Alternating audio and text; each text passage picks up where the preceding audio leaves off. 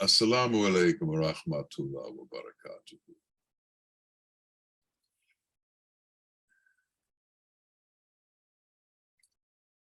When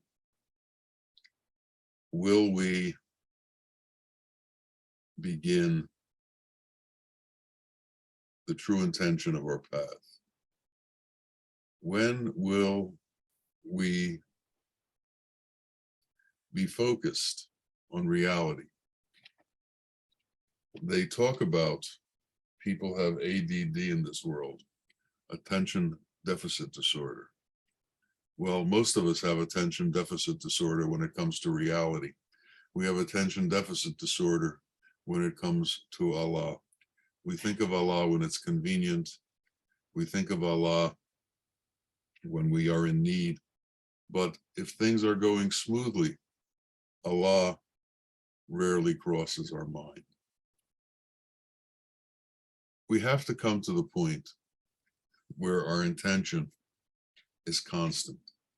Our intention is consistent.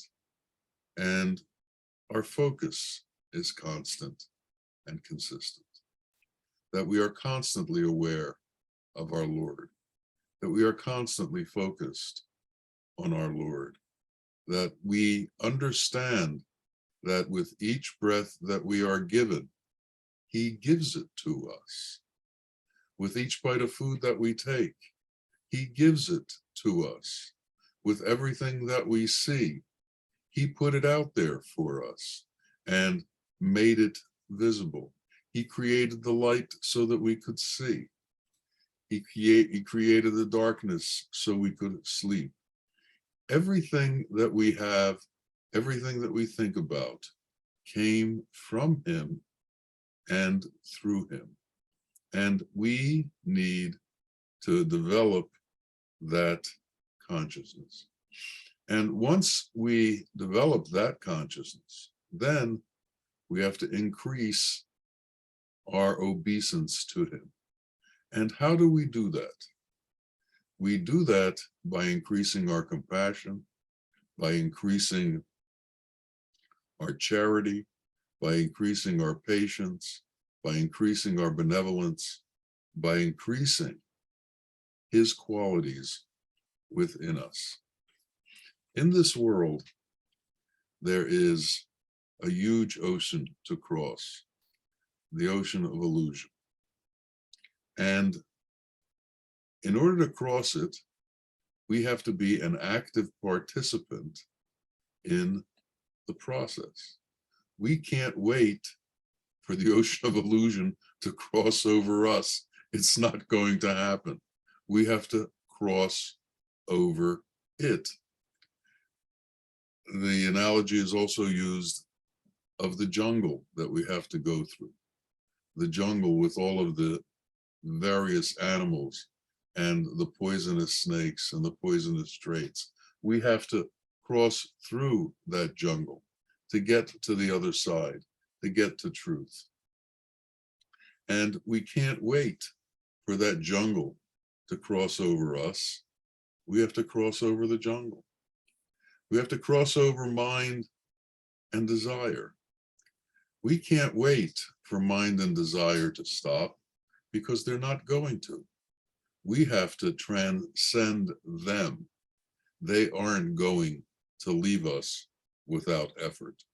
So we have to know that we have to put effort into our lives.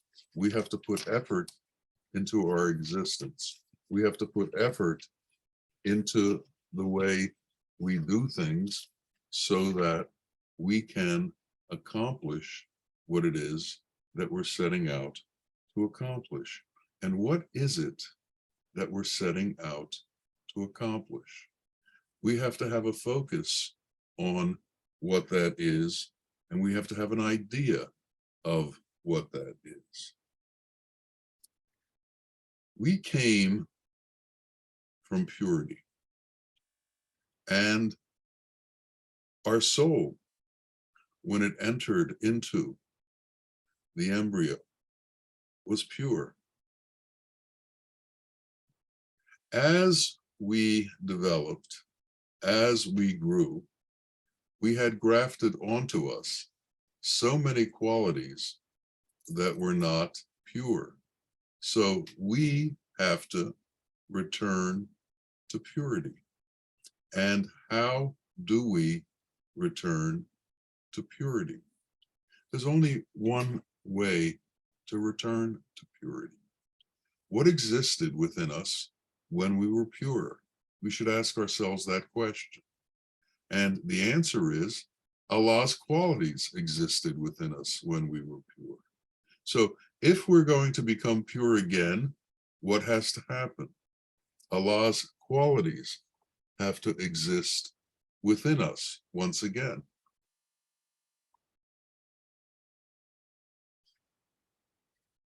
Now,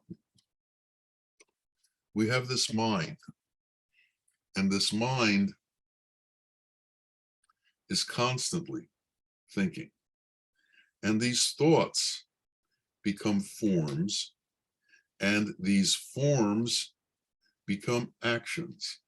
And so the mind is constantly creating scenarios for us to do things.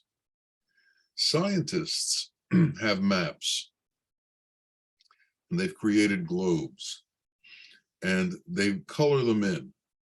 And the different colors represent different countries and different nationalities and different parts of the world.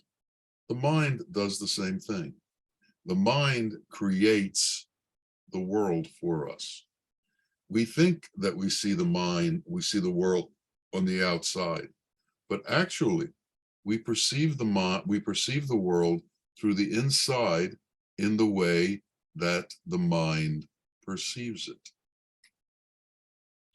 For wisdom, the world is a very, very small place, but the mind takes all of the things and exaggerates them, makes them bigger than they are, makes them more complex than they are.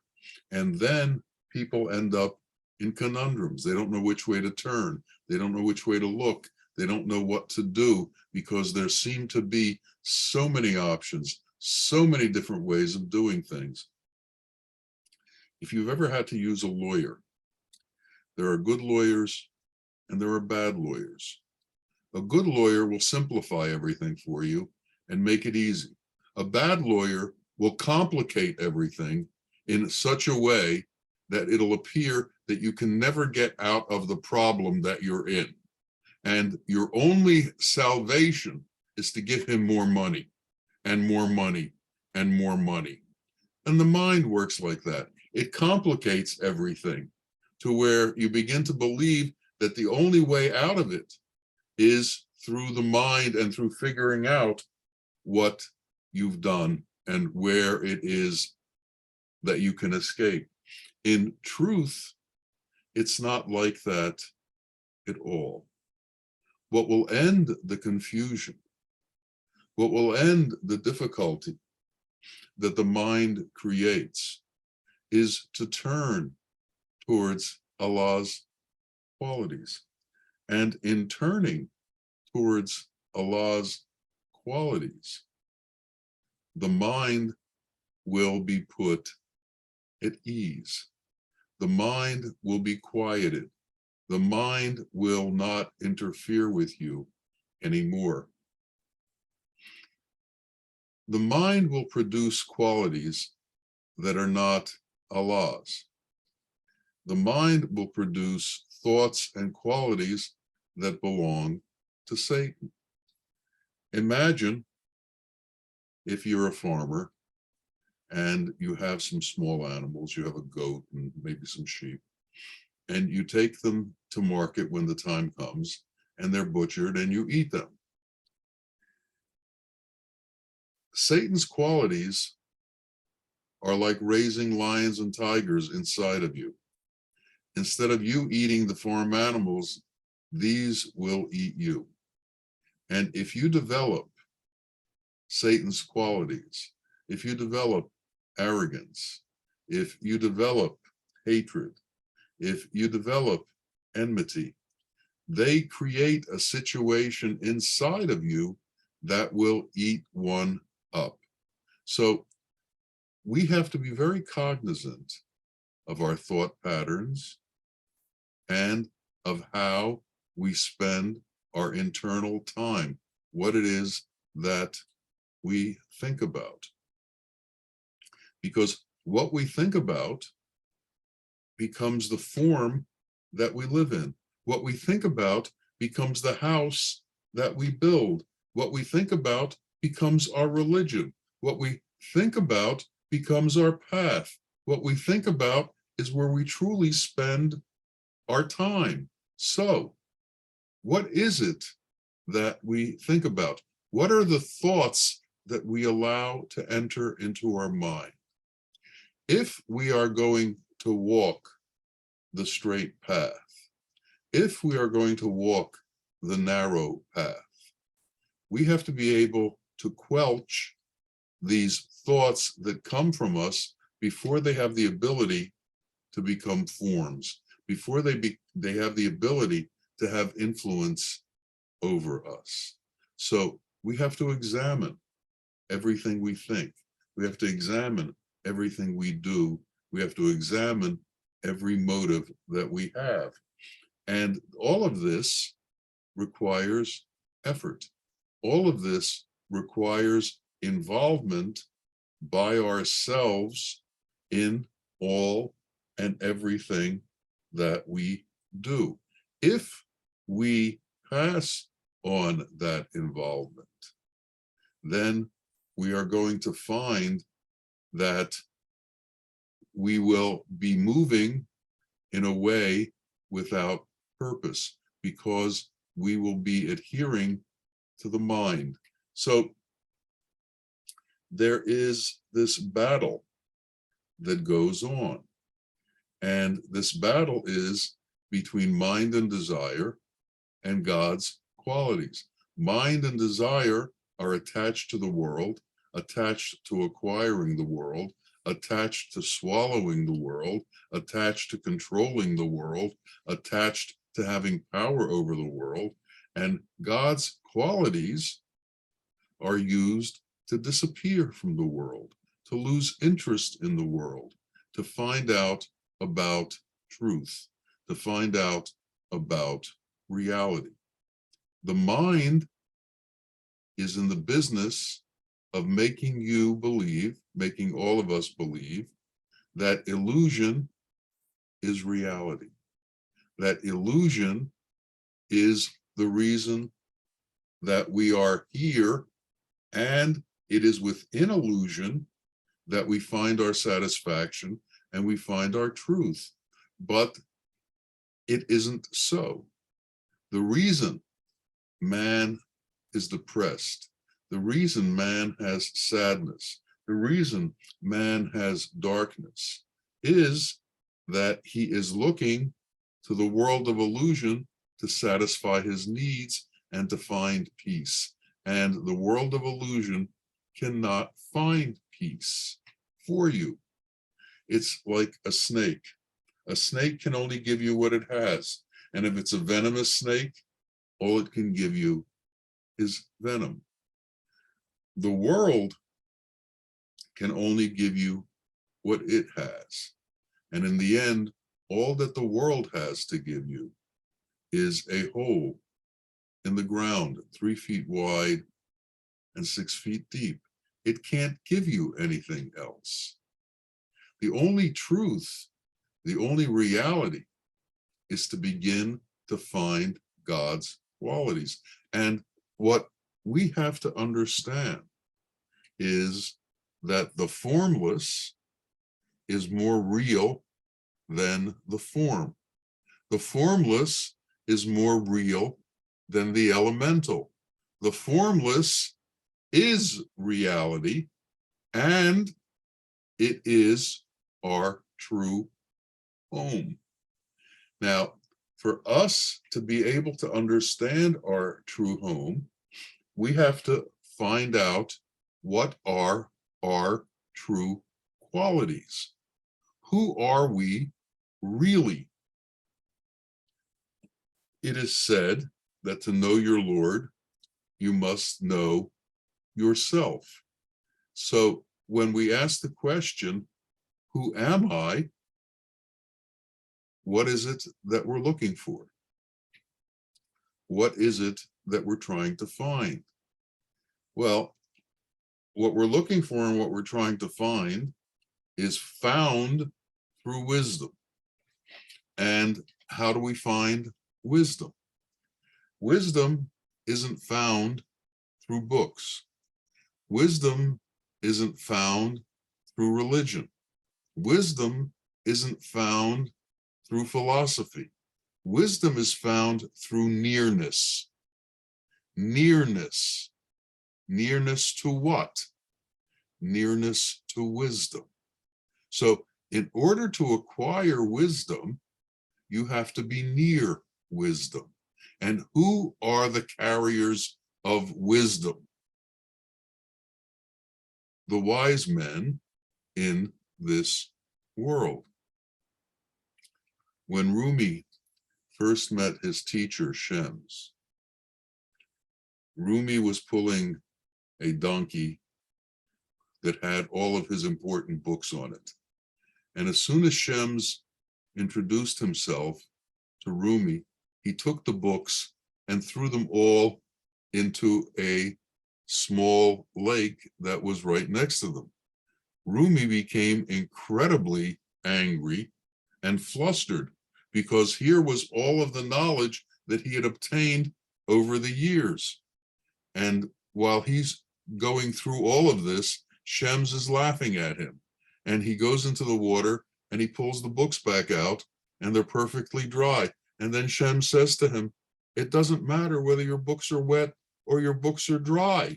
You're not going to learn anything from them. But you can learn from me, because I learned from one who has wisdom, and it's been passed on. It's learned by men who've been able to make that connection with our Creator and understand the nature of God's qualities and become ones who actually carry God's qualities within them. So they are manifestations of divinity. And these manifestations of divinity walk the earth. They walk with mercy. They walk with compassion. Their words are kindness. Their words are generosity. Their words are healing. Their words are positive in nature. Now, these men who walk with generosity run across all kinds of people. And many of these people aren't capable of understanding what it is that they have to give them. But it doesn't stop them from giving it. It is the duty of the rain to fall, and the rain falls. So what should we do when we run into difficult people? We should give, and whether they can accept, whether they can learn, is up to them. But we should never lose faith in them, just as we should never lose faith in ourselves. All of us, as we walk this path and we look at our situation, we can become frustrated because we don't see progress. We don't see what's going on. Of course, it often takes someone from the outside to see the progress that we've made, because they can see easier who we are than we can see ourselves. But we should always stay positive about ourselves, stay positive towards ourselves, and have this incredibly strong faith that that which has been intended for us will become so. And Allah created us out of his love. And he created us to know him. And this was Allah's intention. Are we going to thwart Allah's intention, or are we going to believe in Allah's intention? And are we going to persevere in the path of Allah's intention? We have to ask ourselves, do we believe that we are all the children of one mother, or are we the children of many mothers? Do we believe that we're all unified in our humanity, or is our humanity different one from the other? What is it that we believe? There are so many differences in this world, and there are so many ways to proclaim differences and to hold yourself separate. There's differences of religion, there's differences of nationality, there's differences of languages, there's differences of color, there's differences of race, there's differences that are constantly being brought out between men in different areas of the world. We say some aren't bright enough, some don't understand deep thinking, some don't this, some don't that. Each group has this way of making itself greater and everybody else lesser. In the Americas, the Hopi Indians used to call themselves the human beings. The implication was that everybody else wasn't. And essentially, this kind of thinking continues within the world. This thinking of separation and this thinking of some sort of specialness that a group may have over every other group.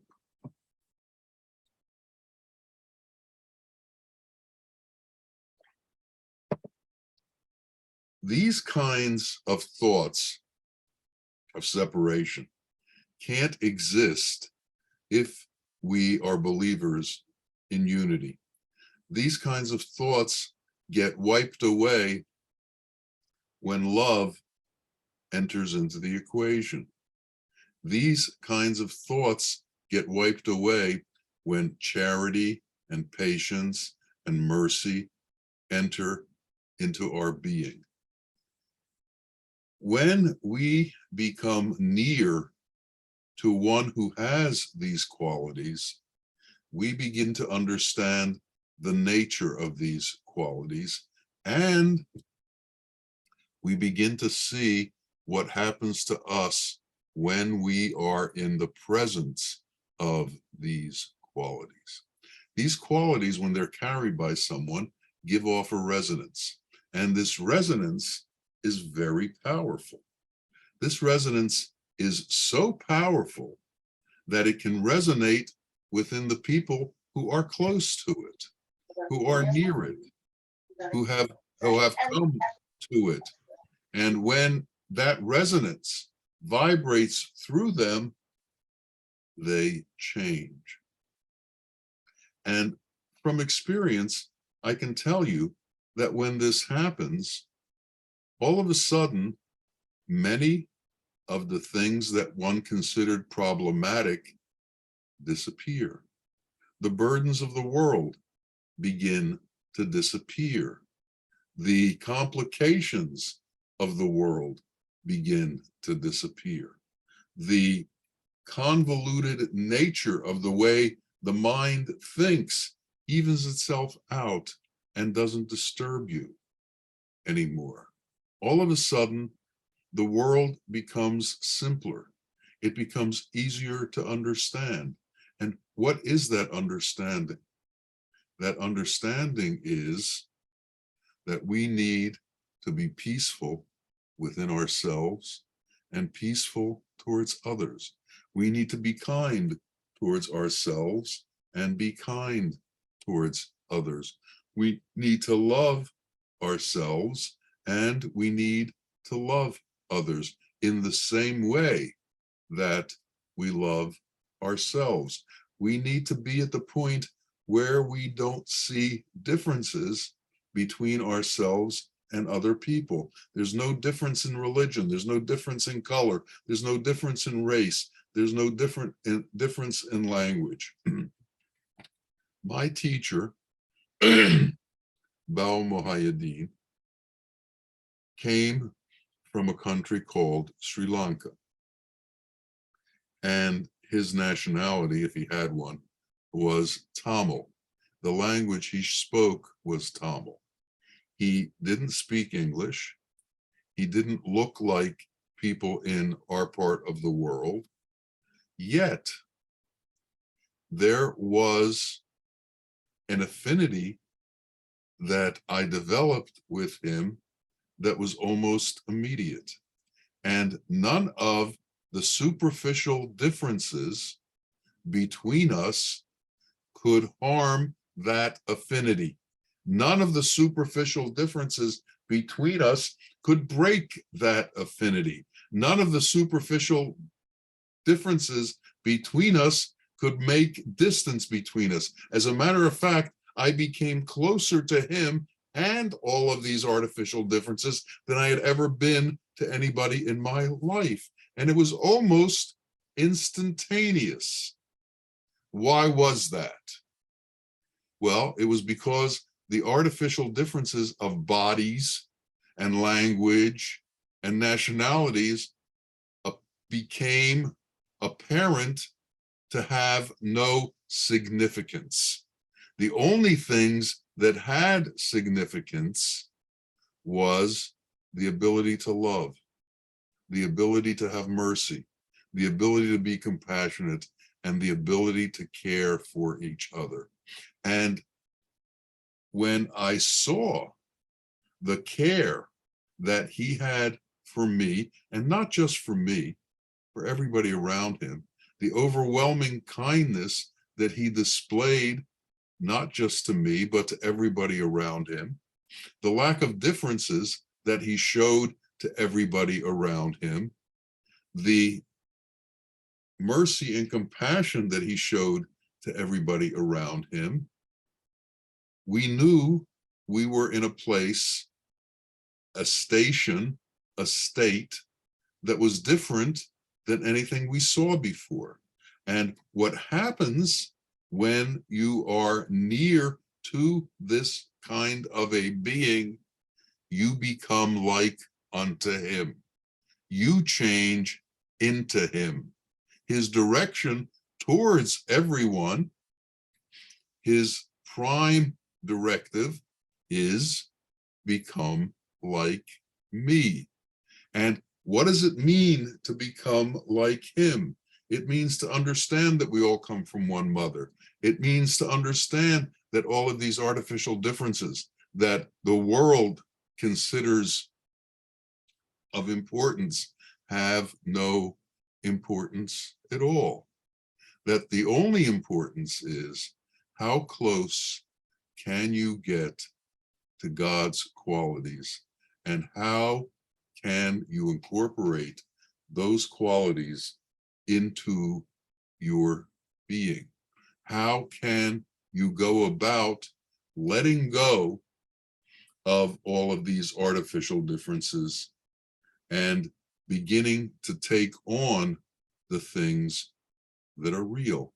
Most people go through their life, and at every stage in their life, they bring on more burdens. They bring on more of the world. They consume more and more of the world. What we should be doing is just the opposite. At every station of life, we should be dropping more and more of the world. It's like riding on a train. At every stop, you should be decoupling one of the cars and leaving it behind. So at the end, all that's left is yourself without carrying any of the burdens of this world. we have to understand the nature of the mind.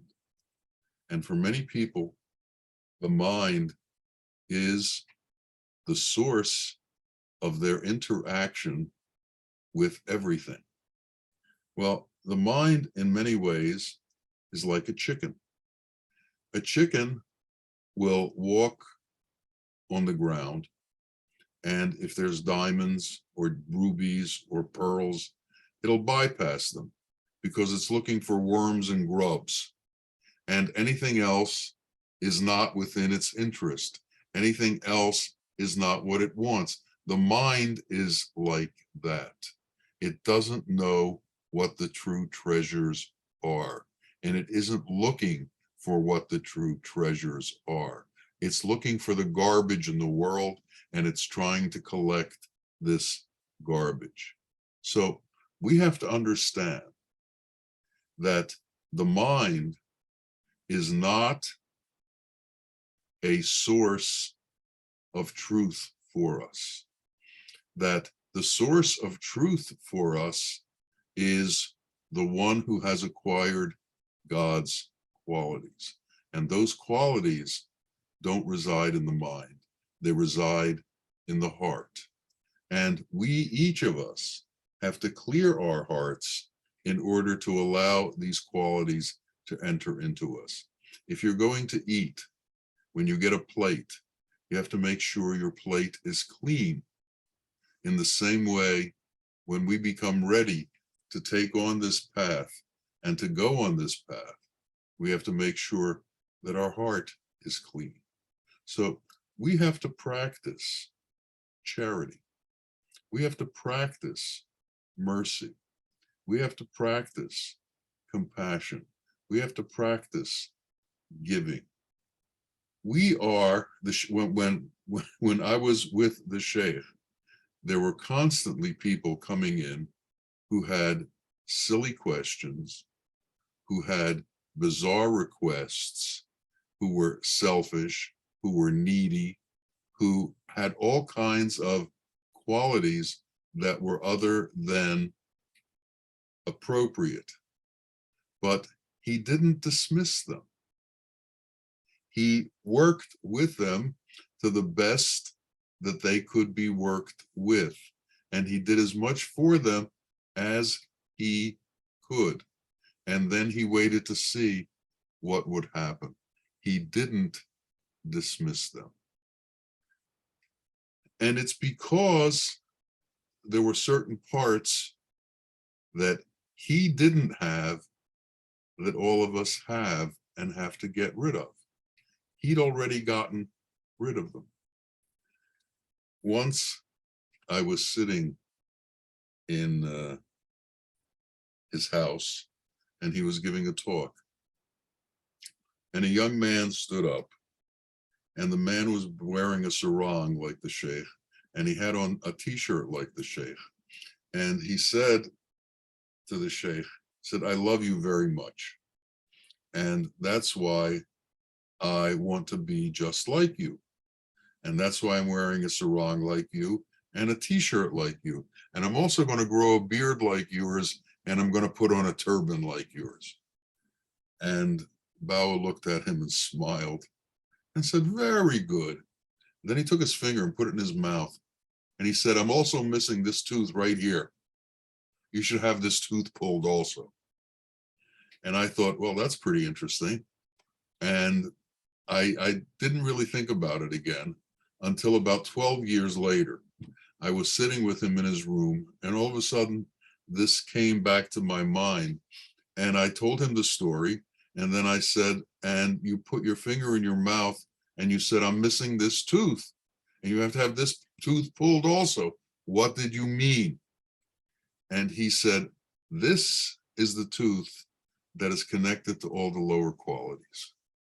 And unless you pull them, you can't be like me. You can wear whatever clothes you want. You can grow whatever beard you want. You can wear turbans. You can look like me artificially. You can look like me on the surface, but none of this is about the surface. This is about what's inside. And what we have to do inside is to rid ourselves of all of the abhorrent qualities, all of the satanic qualities, all of the worldly qualities, and take on all of the godly qualities. We came as a soul with those qualities. We've had grafted onto us all of the worldly qualities. We have to remove them and get ourselves back to that original truth, that original purity. And that original purity was godlike. And if we can do that, then man and God share the same station. We do God's work on this world, and God does our work for us. Things become easier for us. Things become without stress because the world can't stress us anymore because we've put it in the proper perspective. But as long as we walk around talking about the world and talking about the different arts and sciences and giving all of these things credit and giving all of these things importance, then all of the burdens that come with them are going to come into our lives. All of the complications that come with them are going to come into our lives. We have to learn to live simply within the qualities of our Creator. Live simply within the qualities of Allah. And those qualities are what is going to cure all of the difficulties in our life. They will cure depression, they will cure sadness, and they will bring us to a state of peace. And the truth is that nothing else can do it. 20 years on a psychiatrist's couch will not cure you. 5 minutes of Rahman from a true master will. So we have to gain perspective on what is and what isn't important. And we have to focus on what is important. We have to focus on what is positive for us and what is the truth. As we go through this life, we all end up finally at that same place. It's called the cemetery. But there's a phase after the cemetery. And all that's left on that phase after the cemetery, all that we carry with us is what we did that was good and what we did that wasn't good. And that's all that we're left with. So we have to come to a position prior to that state where we begin to do away with all that isn't positive, all that isn't from Allah. We have to cut it from us. We have to relieve ourselves of it. And we have to enter into that state of purity. And if we can do that, then we can be saved. The story is that there are 73 tribes in the world. Only one tribe doesn't have to face judgment. And that's the tribe that judges itself. That's the tribe that looks after its own actions, looks after its own thoughts, and is very, very careful about words that come out of their mouths and about the actions that come out of their being, and shows a fear of God, shows a reserve in their nature, shows a humility in their life, and shows kindness as they walk through the world. May it come to be that we are among those who are the ones that are clear at the time of judgment, so that we don't have to go through that, so that Allah accepts us as we are, because we have been fortunate enough to find the truth, accept the truth, and incorporate the truth into our beings. May it be so. Ameen. Ameen. Ya Rabbil Alameen. Assalamu alaikum wa rahmatullahi wa barakatuh.